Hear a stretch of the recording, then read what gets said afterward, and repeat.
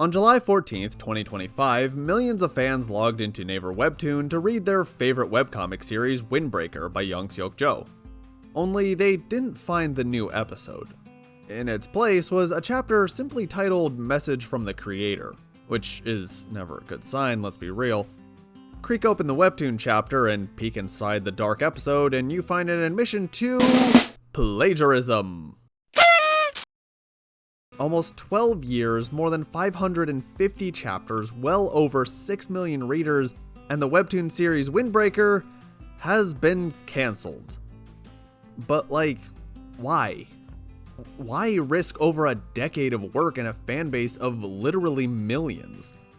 Well, I wish I could say this was an isolated case. The fact is, this exact same situation has happened before, and almost always for the same reason. I'm Zombie Comics Aura. Thanks for tuning in and pushing this channel over 5,000 subscribers. Just wow. Thank you all so much. I feel my hyperfixation's validated. And if you're new here, I cover all things webcomics, new and old, chat with artists, and yeah, if that's your speed, like, subscribe, and let me know your hot takes on this or other tracing situations you've seen in the comments. And that's my spiel. So let's talk about the webcomic that may never get a proper ending. Let's talk about why was Windbreaker cancelled. On December 8th, 2013, the world was officially introduced to Jahyeon Jo, or just Jay for short, a straight-A student at Sunny High School and student council president. Not to be confused with Hakura Sakura, the heterochromic protagonist from the Windbreaker anime and manga by Satoru Nii. This story's about me, not him. Okay, you got it? All right, we're gonna move ahead. Sorry to slow you down. And considering what happened, this will probably be the only Windbreaker anime we ever get. But this Windbreaker comic followed Jay as he's pestered by Minu Yun to enter the world of bike racing and form the Hummingbird crew in order to compete in a long-distance riding competition against other amateur bike crews for a hefty sum of money. In other words, it's a sports story. Yongseok Jo teased the series as early as August 19th, 2012 on his personal blog with drawing videos showing his progress on early comic panels. He honestly never expected it to be popular due to it being a comic about, well, bicycles. Though even from these early online comics, some readers suspected that his backgrounds were traced images of real-life locations. Is that in itself bad and unethical? Is it fine? Well, that aspect never went anywhere outside of occasional online murmurs. Despite that, Windbreaker grew more and more popular by the day. The South Korean reality music show Webtoon Singer featured Windbreaker in episode 2. Animated trailers for the series would pop up. Things were going great. The Webtoon series even got physical releases, with Volume 1 dropping May 30th, 2016, and Volume 2 following only a month later on June 27th, reaching 25 volumes by December 21st, 2023. And Windbreaker wouldn't stay confined to its own series. It would play a role in episode 1 of What Do You Guys Eat and Staying Healthy Together, a series of Webtoon shorts for when the entire world was shut down back in 2020. It honestly beat his own expectations. But those murmurs never fully went away. And some mounting evidence against the Windbreaker artist was much more damning than tracing Google Maps.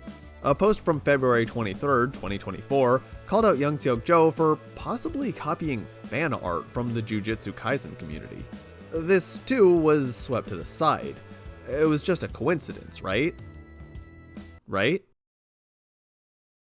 These simmering accusations came to a head in the summer of 2025.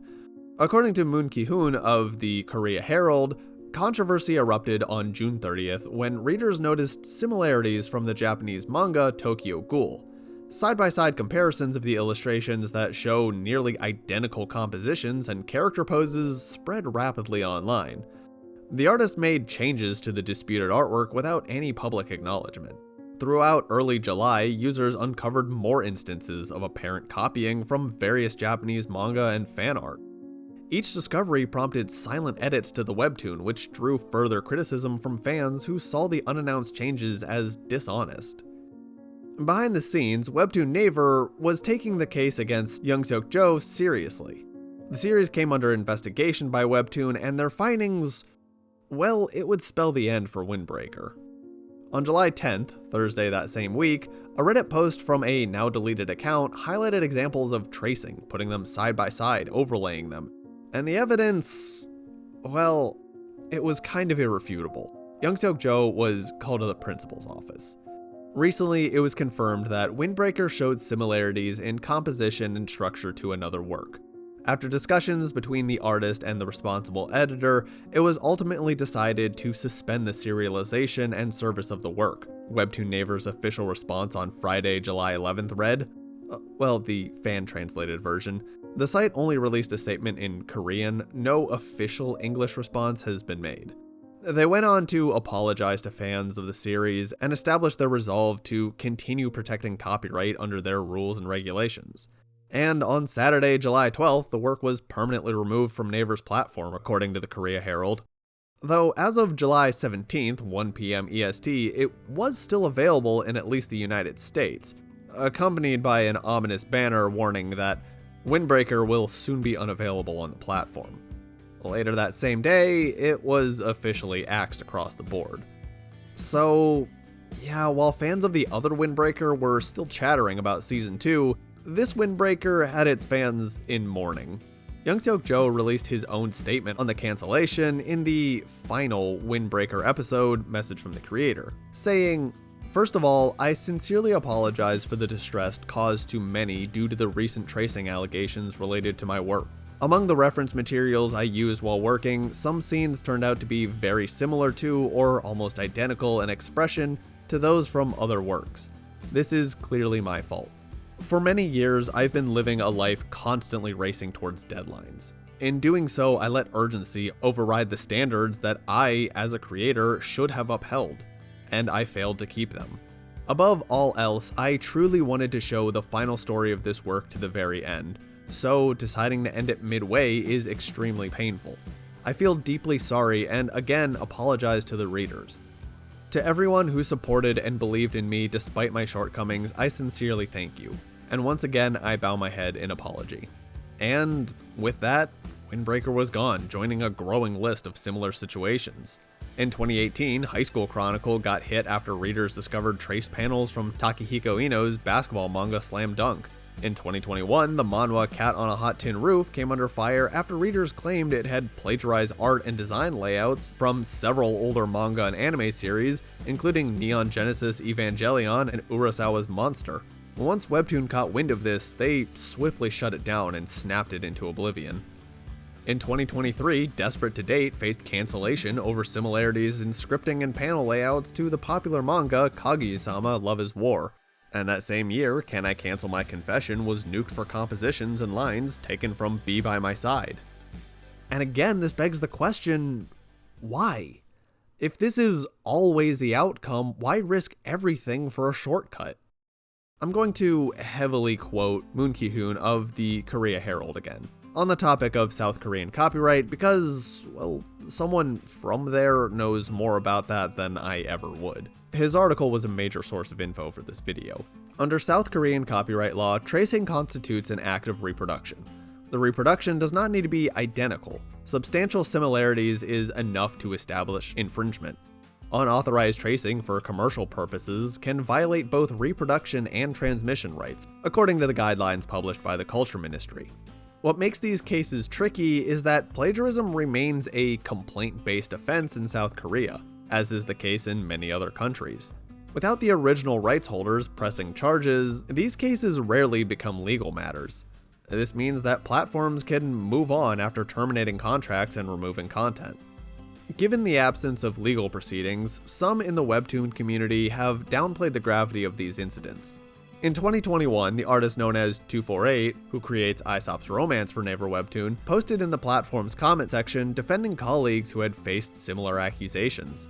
While acknowledging that tracing was unethical, the artist argued that the practice should not result in career-ending consequences, particularly given the lack of legal action from original creators.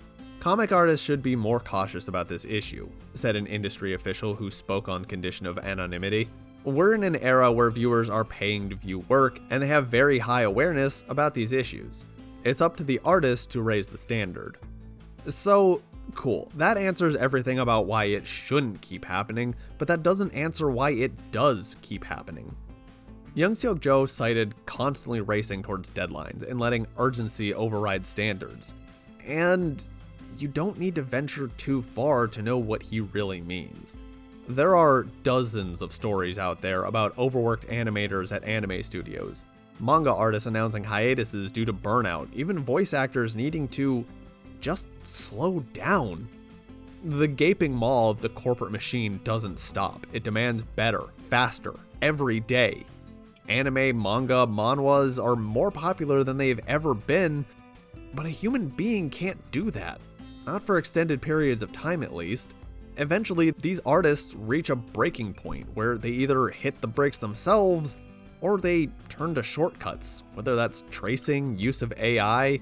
When the almighty deadlines are bearing down on you and they never go away, like Yongseok Jo said in his message, people get desperate. It's not a great situation, and it leaves beloved series like Windbreaker in the crosshairs, where readers are left on an unwanted cliffhanger. The Windbreaker fandom immediately split on this whole situation. Many condemned the artist for tracing. Several said it wasn't that big of a deal. Even more fell in the middle ground, shaming the copying, but stating that it shouldn't warrant yanking the other decade of work he produced. Yongseok Jo wanted to offer something akin to closure. After all, some readers had literally been following the story for half their lives. They grew up, graduated, got married. Windbreaker for a lot of people was their introduction into webcomics. So he posted the drafts of the final Windbreaker chapters on his personal blog. Some panels had color, some were inked, but the final portion collapsed into a text outline of what else was planned. It wasn't the kind of ending fans wanted, but it was better than nothing. And unfortunately, these characters, this story, and this fandom won't be the last to endure this, and not if things don't change. But hopefully they will. There's chatter that Japan's Ministry of Economy, Trade, and Industry plans to establish a third-body party focused on improving working conditions for anime industry professionals. It's too early to say, but this could lead to reforms for similar industries in other countries. And maybe be able to avoid so many situations like Windbreaker in the future.